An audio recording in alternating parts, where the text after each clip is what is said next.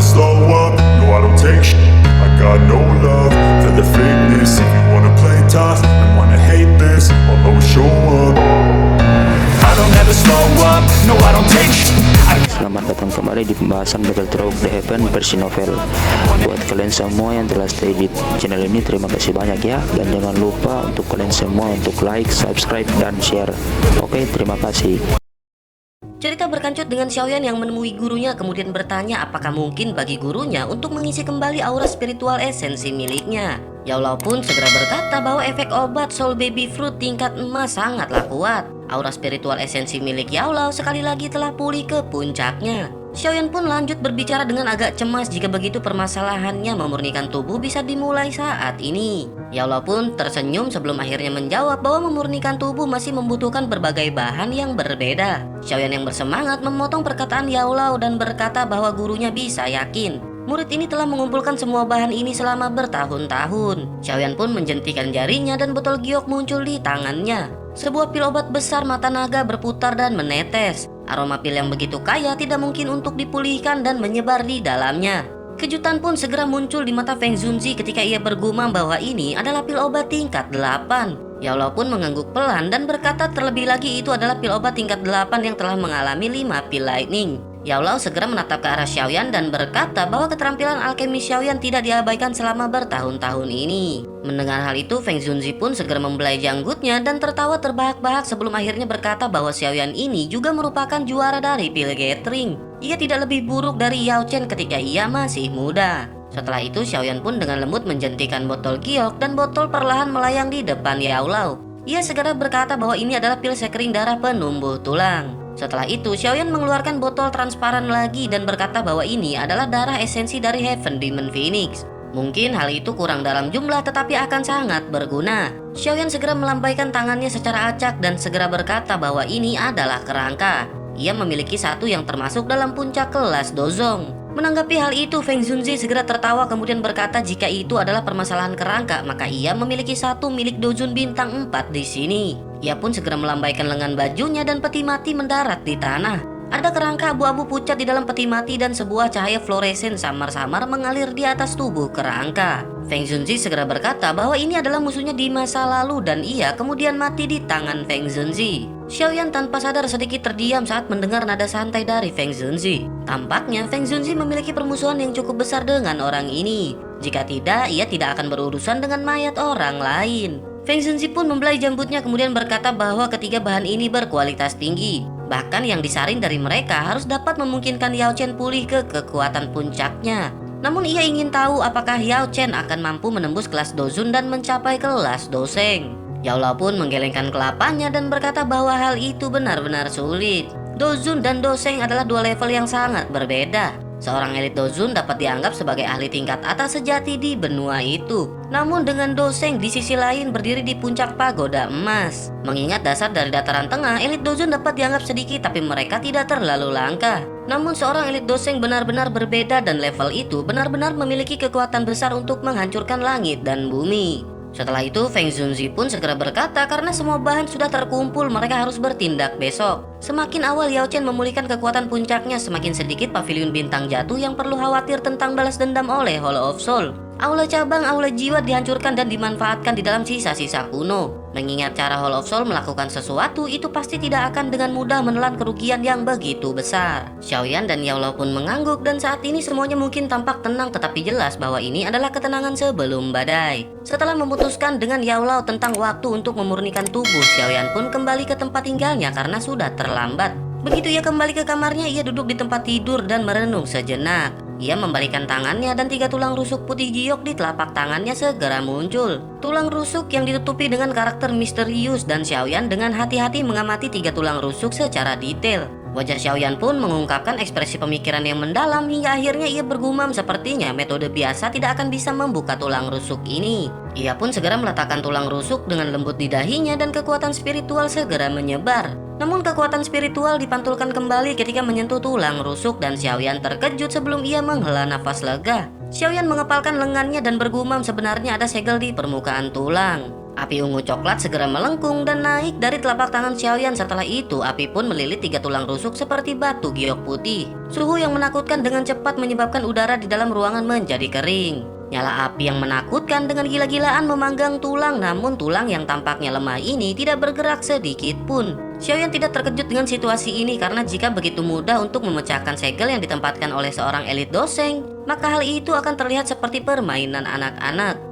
Xiaoyan pun mempertahankan suasana hati yang tenang dan ia terus membiarkan 3000 Lotus Heart Flame untuk terus memanggang 3 tulang rusuk. Xiaoyan perlahan menutup matanya dan benar-benar langsung memasuki mode pelatihannya. Api ungu coklat menyala dengan ganas di dalam ruangan dan 3 tulang rusuk di dalamnya juga samar-samar memancarkan cahaya redup. Pemanggangan ini berlangsung selama hampir 10 jam. Di bawah pembakaran gila-gilaan oleh 3000 Lotus Heart Flame, ketiga tulang rusuk itu sedikit demi sedikit mulai berubah. Jenis warna putih giok juga perlahan menjadi pucat dan semacam warna emas gelap pekat menggantikannya. Suara aneh dari cairan yang mengalir tiba-tiba dipancarkan dari dalam ruangan yang sunyi. Mata Xiaoyan yang tertutup rapat juga perlahan terbuka pada saat ini. Matanya segera melihat ke arah api di depannya sebelum menjadi terkejut. Nyala api pada saat ini tidak lagi memiliki jejak tulang rusuk di dalamnya dan hanya cairan emas gelap yang aneh yang tersisa. Xiaoyan pun bergumam apakah ini cara setelah segel dibuka. Setelah ragu-ragu sejenak, tangan Xiaoyan pun terulur dengan lembut. Setelah itu ia mencapai api dan berhenti sejenak hingga akhirnya satu jari dimasukkan ke dalam cairan emas gelap.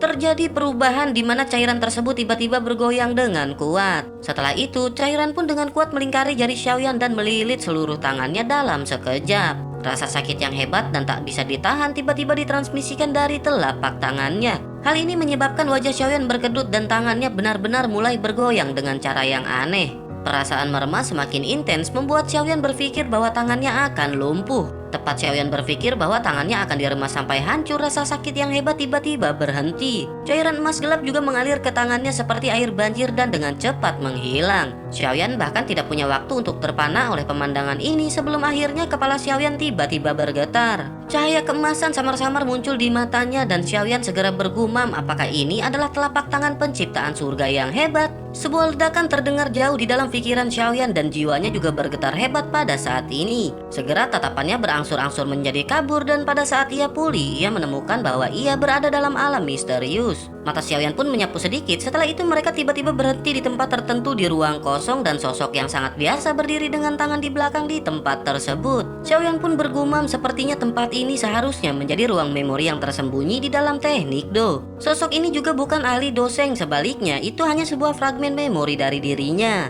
Xiaoyan jatuh ke dalam pemikiran yang mendalam saat ia melihat sosok tersebut. Dengan pengalamannya saat ini, ia secara alami tidak akan terkejut. Setelah merenung sejenak, ia dengan jelas memahami latar belakang sosok manusia ini. Seperti yang diharapkan oleh Xiaoyan, sosok ini tidak melirik ke arah Xiaoyan. Segera setelah Xiaoyan memasuki alam ini, suara seperti air yang tenang perlahan bergema di dalam ruangan ini. Sebuah suara segera terdengar yang berkata bahwa telapak penciptaan surga yang hebat adalah teknik Do tingkat rendah kelas Tian. Teknik tersebut dibuat oleh orang suci ini dengan menggunakan semua kekuatannya untuk menggabungkan 100 teknik Do. Teknik telapak tangan ini memperhatikan makna penciptaan, menggunakan telapak tangan untuk menghancurkan langit dan kekuatan untuk menghancurkan segalanya. Mata Xiaoyan menjadi semakin cerah ketika ia mendengar suara tenang yang seolah berbicara dengan sendirinya. Suara terus bergema dan berkata bahwa teknik Do kelas Tian melampaui apa yang biasa dan melampaui orang suci. Dengan bisa mendapatkan rahasia yang disembunyikan oleh orang suci ini di dalam tulang, maka Xiaoyan dapat dianggap sebagai orang yang memiliki afinitas. Karena Xiaoyan telah mendapatkan tulangnya, maka tangan Xiaoyan seharusnya disempurnakan oleh air liur roh emas. Suara tersebut mengingatkan Xiaoyan bahwa Great Heaven Creation Palm hanya dapat berhasil digunakan oleh tangan yang telah disempurnakan. Jika tidak, seseorang pasti akan menghadapi serangan balasan darinya. Xiaoyan pun terkejut saat mendengar perkataan tersebut. Ia segera jatuh ke dalam pemikiran yang mendalam dan rasa sakit yang hebat dari sebelumnya sebenarnya adalah apa yang disebut air liur roh emas yang dimurnikan di telapak tangannya sendiri. Xiaoyan pun menggelengkan kelapanya karena terkejut dan jika ia melewatkan langkah penyempurnaan itu maka ia kemungkinan tidak akan berani melepaskan apa yang disebut dengan Great Heaven Creation Palm ini bahkan jika ia berhasil mempelajarinya. Setelah suara misterius terdengar, tiba-tiba cahaya redup pun muncul dari tubuh sosok tersebut. Tubuh tersebut juga berubah menjadi transparan dan ini mengungkapkan rute vena yang sangat jelas di dalamnya. Jejak energi emas gelap melintas melalui pembuluh darah ini dan menguraikan rute pembuluh darah yang sangat aneh. Kegembiraan tiba-tiba muncul di mata Xiaoyan ketika menyadari bahwa ini adalah rute meridian dari Great Heaven Creation Palm. Ia pun buru-buru memusatkan pikirannya dan dengan tegas mengingat rute energi di dalam pikirannya. Setelah rute Vena memudar, cahaya bersinar di dalam tubuh sosok itu juga sekali lagi menghilang. Cahaya keemasan gelap perlahan menjadi cerah dan segera sebuah tangan diayunkan dan mendarat dengan keras di ruang kosong. Energi menakutkan segera tersapu seperti badai dan lingkaran cahaya berwarna hitam besar sekali lagi terbentuk di bawah telapak tangan sosok manusia tersebut. Setelah itu cahaya pun tersebar terpisah dengan kecepatan yang seperti kilat. Ruang di sekitarnya tampak seperti kaca yang dihamburkan dengan paksa dan hancur hampir seketika. Xiaoyan menghirup udara dalam-dalam saat ia melihat lingkaran cahaya hitam yang dengan cepat menyebar di dalam matanya. Ia tidak mengungkapkan ekspresi panik dan sebagai gantinya ia menunjuk ke arah sosok yang ada di dalam lingkaran cahaya hitam gelap dari jarak yang sangat jauh dan membungkuk. Sebuah suara samar tiba-tiba bergema di dalam pikiran Xiaoyan seperti guntur dan berkata, orang yang ditakdirkan ingat nama suci ini. Suara tersebut pun menyebutkan sebuah nama, yakni Shen Zhaohua yang berarti ciptaan. Sosok tersebut juga berangsur-angsur memudar di dalam lingkaran cahaya hitam gelap hingga akhirnya benar-benar menghilang. Xiaoyan mengangguk pelan dan ia membiarkan lingkaran cahaya hitam gelap menyerbu dan menghancurkan tubuhnya.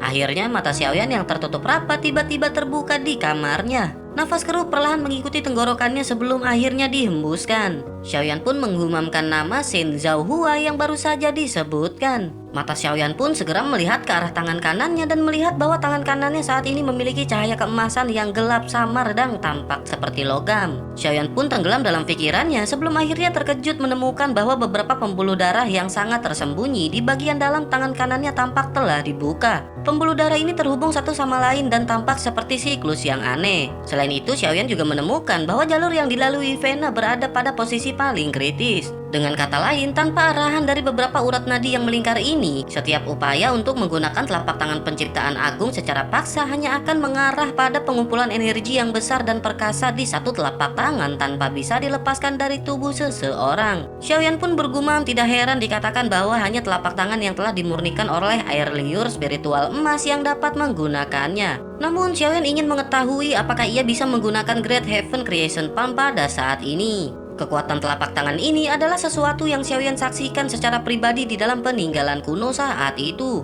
Hati Xiaoyan benar-benar sangat mendambakan Great Heaven Creation Palm pada saat itu. Sekarang Xiaoyan beruntung berhasil mempelajarinya dan bagaimana mungkin hatinya bisa tenang. Xiaoyan pun melompat dari tempat tidur dan menggosok kedua telapak tangannya. Ia menghirup udara dalam-dalam dan doki di dalam tubuhnya mengikuti jalur memori di dalam pikirannya dan mulai berputar perlahan. Setelah mengalami beberapa kegagalan, Xiaoyan pun juga secara bertahap menjadi akrab dengannya. Sekitar 1 jam kemudian, Xiaoyan akhirnya berhasil melakukan sirkulasi Vena sepenuhnya. Saat ia menyelesaikan sirkulasi tersebut, lengan Xiaoyan pun tiba-tiba bergetar. Cahaya keemasan gelap tiba-tiba melonjak dan segera ia tercengang menemukan bahwa doki di dalam tubuhnya mengalir seperti air banjir. Arah aliran energi ini adalah telapak tangan kanan Xiaoyan. Bahkan dengan kekuatan Xiaoyan, ekspresinya tanpa sadar berubah ketika ia merasakan tingkat di mana dokinya habis dan bergumam bahwa ini sungguh kelelahan doki yang menakutkan. Dengan meningkatnya jumlah doki yang berkumpul di telapak tangan Xiaoyan, cahaya keemasan gelap juga menjadi semakin kuat. Sesaat kemudian cahaya hitam akhirnya muncul di tengah cahaya keemasan ketika telah melonjak hingga pada batasnya.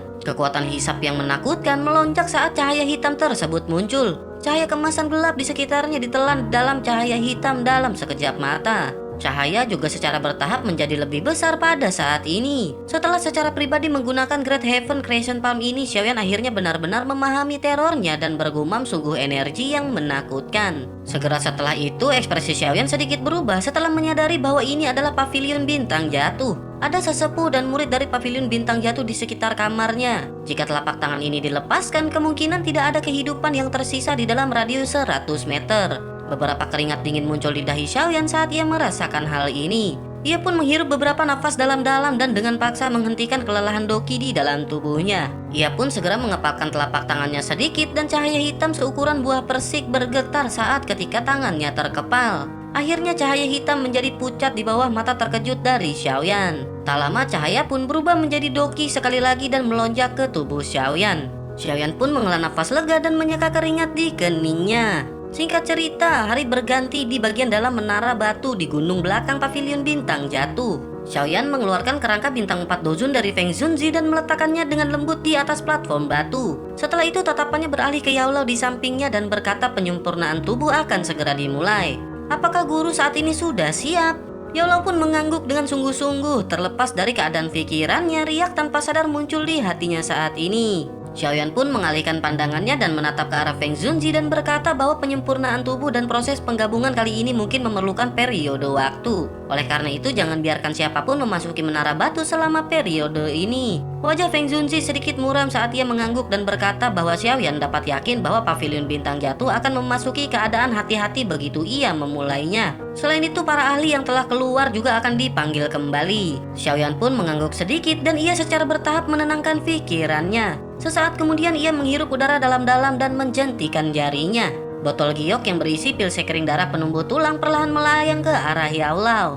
Yaolao secara alami sangat akrab dengan langkah-langkah ini. Ia tidak ragu sedikit pun saat ia mengulurkan tangannya dan menerima botol giok. Setelah itu sebuah pemikiran melintas di hatinya dan gumpalan roh terbang keluar dan berlama-lama di samping Xiaoyan. Feng Zunzi dan kelompok dokter peri kecil saling bertukar pandangan ketika mereka melihat bahwa Xiaoyan dan Yao Chen telah memulainya. Mereka diam-diam meninggalkan menara batu tanpa mengeluarkan suara yang tidak biasa sedikit pun yang bisa mengganggu keduanya. Setelah itu, Xiaoyan pun segera berkata bahwa pertama-tama ia akan memperbaiki tubuh. Setelah ia berhasil, maka guru akan dapat memasukinya dan menyelesaikan langkah merger. Xiaoyan segera mengepalkan tangannya dan botol giok muncul di tangannya. Darah merah hijau perlahan mengalir dari dalam botol dan fluktuasi energi yang menakutkan juga menyebar dari dalamnya menyebabkan seluruh ruangan ini terus bergetar. Xiaoyan pun memberi isyarat dengan jarinya dan darah hijau di dalam botol giok segera keluar. Akhirnya darah pun tersebar di tulang putih keabu-abuan dan segera gelombang asap putih pun meletus. Xiaoyan mengangkat tangannya dan melihat kerangka merah hijau tergantung di udara dengan sendirinya. Ia pun melambaikan lengan bajunya dan api ungu coklat melonjak keluar segera membungkus kerangka. Dengan pemanggangan sengit dari api ini, sedikit cahaya merah hijau juga muncul di tulang merah hijau. Meskipun demikian, suhu tinggi yang telah meresap masih menyebabkan permukaan kerangka membentuk sedikit gelembung dan kadang-kadang gelembung akan pecah dan energi yang kaya akan menyebar. Penempaan dan pemanggangan semacam ini adalah proses yang menghabiskan banyak waktu. Oleh karena itu, proses pun berlanjut hampir sepanjang hari sebelum akhirnya Xiaoyan perlahan membuka matanya.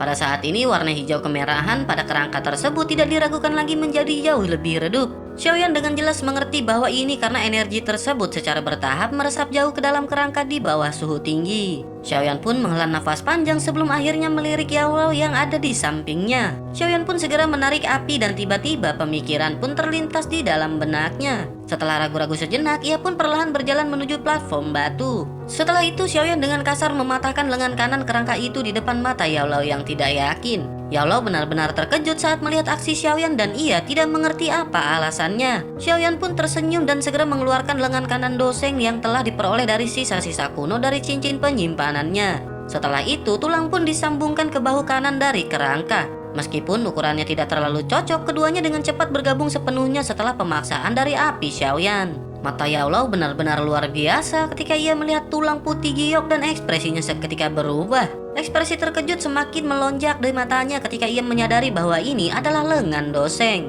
Xiaoyan pun segera berkata bahwa ia telah mendapatkan lengan doseng ini dari sisa-sisa kuno. Terlepas dari apakah benda ini berguna, kekerasannya benar-benar memenuhi standar. Yaolao pun sedikit mengangguk karena menyadari menempatkan lengan doseng selama langkah penyempurnaan tubuh ini juga merupakan sesuatu yang belum pernah ia dengar sebelumnya. Namun karena itu adalah milik dari seorang doseng, tentu saja hal itu pasti sangat berguna. Bahkan mungkin menjadi kesempatan bagi Yaolao untuk menerobos ke tingkat doseng di masa depan. Di sisi lain, Xiaoyan sekali lagi menggunakan 3000 Lotus Heart Flame untuk memperbaikinya sementara waktu. Xiaoyan akhirnya mengangguk setelah tulang tangan dan kerangka itu terhubung dengan sempurna. Seketika ekspresi Xiaoyan pun menjadi serius ketika ia melirik ke arah Yaolao. Yaolao pun mengangguk dan dengan mata tuanya yang tajam ia secara alami sadar bahwa sekarang adalah kesempatan yang terbaik baginya untuk masuk. Dengan segera, ia pun dengan cepat mengeluarkan pil sekering darah penumbuh tulang dari botol giok dan menelannya. Tubuhnya pun dengan cepat berubah menjadi ilusi dan seketika berubah menjadi sinar cahaya yang masuk ke dalam kerangka. Kerangka pun bergetar hebat ketika jiwa Yaolao bergabung ke dalam kerangka tersebut.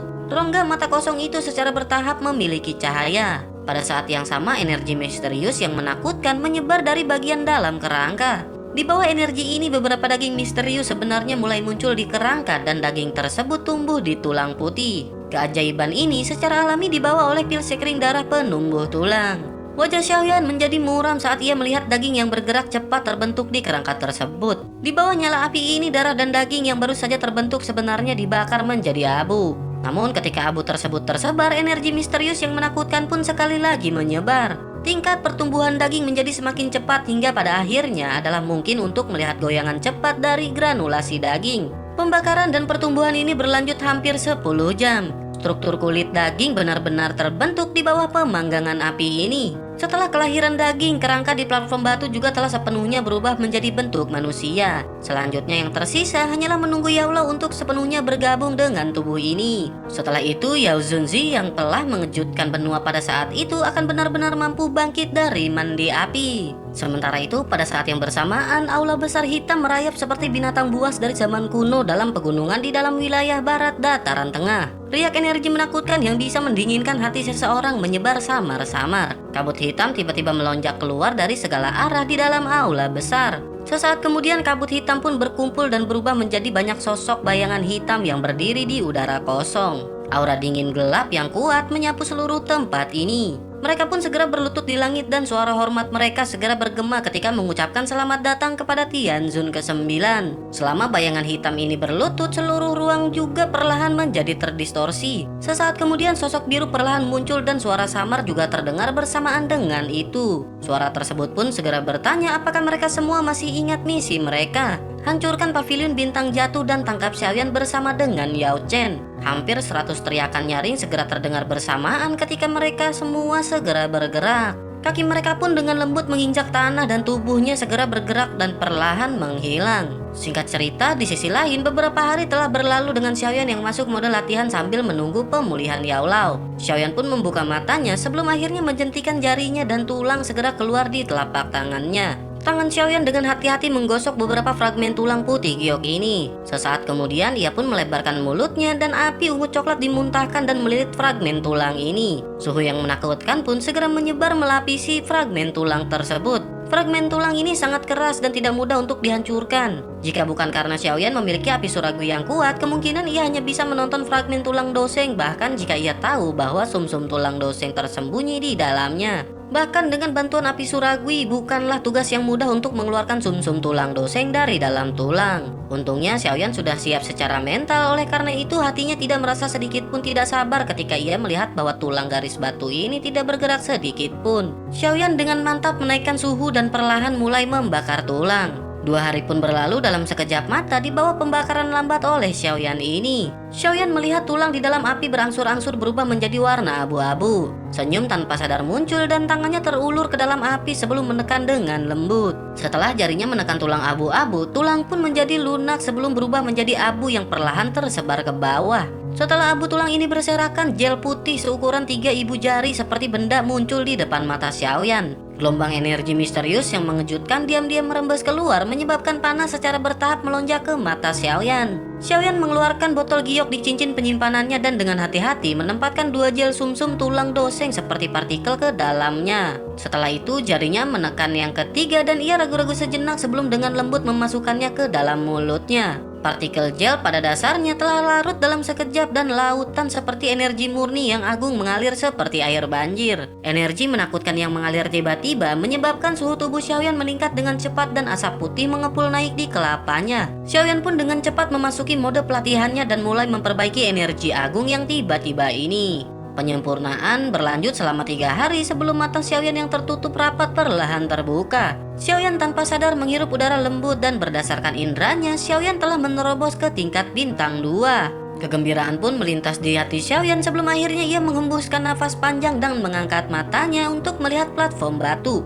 Yao Lao di tempat itu terus menutup matanya dan itu tandanya Yao Lao sudah bangun. Xiaoyan pun bergumam sepertinya tubuh kali ini terlalu kuat. Bahkan dengan kekuatan guru sepertinya ia tidak dapat dengan mudah untuk mengendalikannya. Xiaoyan pun tanpa daya menggelengkan kelapanya dan merenung sejenak sebelum akhirnya memutuskan untuk keluar dari menara terlebih dahulu dan membiarkan Yao Lao menyelesaikan merger ini. Ketika Xiaoyan baru saja mengambil keputusan, ia tiba-tiba merasakan bahwa seluruh menara batu bergetar hebat pada saat ini. Segera setelah itu teriakan dingin yang dipenuhi dengan niat membunuh terdengar di langit dengan cara yang perkasa. Sebuah suara terdengar yang berkata bahwa Paviliun Bintang jatuh agar menyerahkan Xiaoyan dan Yao Chen, dan jika tidak hari ini mereka semua akan dibasuh dengan darah. Ekspresi Xiaoyan pun berubah intens dan tubuhnya tiba-tiba berdiri dengan mata yang melihat ke arah platform batu dengan cara yang padat. Xiaoyan pun bergumam apakah akhirnya Hall of Soul telah tiba ke sini. Sementara itu semua murid sedang berdiri di Gunung Bintang Jatuh pada saat ini.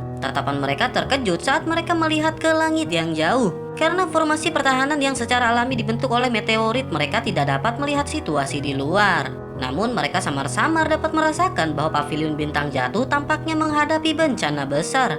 Feng Zhenzi dan yang lainnya berkumpul di alun-alun puncak gunung. Ekspresi mereka muram saat mereka melihat ke arah langit. Tianhuo Zunzi pun mengerutkan keningnya dan berkata bahwa aula jiwa telah datang. Dokter peri kecil juga berkata bahwa ada banyak aura kuat di luar. Kali ini tampaknya Hall of Soul benar-benar berniat untuk mencuci Paviliun Bintang Jatuh dengan darah sebagai pencegahan bagi orang lain. Feng Zhenzi pun mengangguk sedikit, namun ekspresinya masih tetap tenang. Ia sadar bahwa hari ini akan tiba cepat atau lambat dan itu hanyalah permasalahan waktu. Feng Zhenzi pun perlahan melangkah maju dan segel di tangannya berubah, lalu susunan bintang jatuh di langit segera berdesir. Setelah itu ruang perlahan menjadi terdistorsi dan situasi di luar dengan jelas muncul di depan mata semua orang. Dokter peri kecil menemukan wajah yang familiar dan bergumam bahwa itu adalah hantu tua Zai Xing. Sungguh tak disangka bahwa hantu tua ini juga telah datang saat ini. Di sisi lain, Feng Zhenzi pun menggelengkan kelapanya dan perlahan berkata selain itu ada juga Heibai Tianzun yang mereka temui saat itu. 3 elit Tianzun benar-benar telah tiba. Aula jiwa ini tampaknya benar-benar memikirkan mereka. Tak lama setelah itu seorang tetua dari Paviliun Bintang Jatuh segera berbicara. Ia segera berkata apa yang harus mereka lakukan saat ini. Hall of Soul telah meluncurkan kampanye besar-besaran. Selain itu dari momentum ini, tampaknya mereka tidak hanya di sini untuk menuntut seseorang. Feng Zhenzi pun mengerutkan keningnya sebelum akhirnya segera berteriak. Untuk apa mereka semua panik pada saat ini? Hall of Soul bukanlah semacam asosiasi dan mereka berencana untuk mencuci Paviliun Bintang Jatuh dengan darah. Jika tidak, bagaimana mungkin mereka akan langsung mengirim 3 Tianzun elit? Setelah itu, Feng Zhenzi pun menatap ke arah langit sebelum akhirnya berkata bahwa semua orang di sini adalah tetua di dalam Paviliun Bintang Jatuh. Hari ini, Paviliun Bintang Jatuh dihadapkan pada bencana yang belum pernah mereka hadapi sebelumnya. Apakah saat ini mereka berencana untuk... Perkataan tersebut dihentikan oleh beberapa sesepuh yang memiliki ekspresi serius. Salah seorang dari mereka berkata bahwa Paviliun Bintang Jatuh adalah akar bagi mereka. Jumlah upaya yang mereka lakukan untuk membangun ini semua tidak kurang dari siapapun. Terlepas dari siapapun yang ingin menghancurkannya, mereka semua akan berjuang mati-matian melawan mereka. Feng Zhenzi pun berteriak dengan suara yang besar dan berkata bahwa hal itu adalah sesuatu yang bagus. Ia yang bernama Feng Xian benar-benar memiliki penglihatan yang bagus. Jika begitu permasalahannya, maka saat ini lebih baik mereka bertarung sampai kematian tiba. Ia ingin melihat seberapa mendominasinya Hall of Soul pada saat ini. Teriakan dari Feng Zhenzi pun menyebabkan moral semua murid Paviliun Bintang Jatuh menjadi kuat. Dari perspektif banyak orang di sini, Paviliun Bintang Jatuh adalah akar mereka. Jika dihancurkan oleh orang lain, wajah apa yang akan mereka miliki untuk menjelajahi dataran tengah di masa depan?